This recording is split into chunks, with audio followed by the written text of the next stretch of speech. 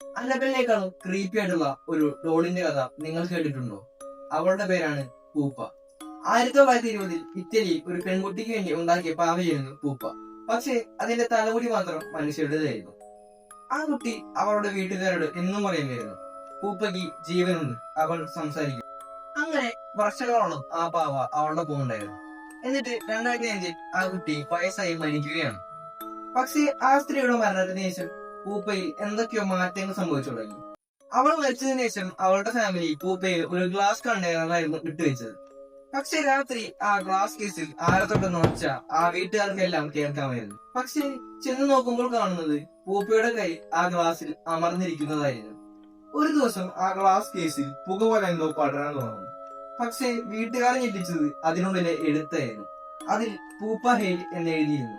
അതിന്റെ video social മീഡിയയിൽ upload ചെയ്യാൻ നോക്കിയപ്പോൾ സ്ക്രീൻ വൈറ്റ് ആവുകയും അതിൽ പൂപ്പ നോ എന്നും എഴുതിയിരുന്നു. ഇപ്പോൾ ഈ പൂപ്പ എവിടെയാണെന്ന് ആർക്കും അറിയില്ല. എല്ലാവരും പറയുന്നത് ആ ഫാമിലി ഈ പൂപ്പയെ ഒളിപ്പിച്ചു വെച്ചിരിക്കുകയാണെന്നാണ്.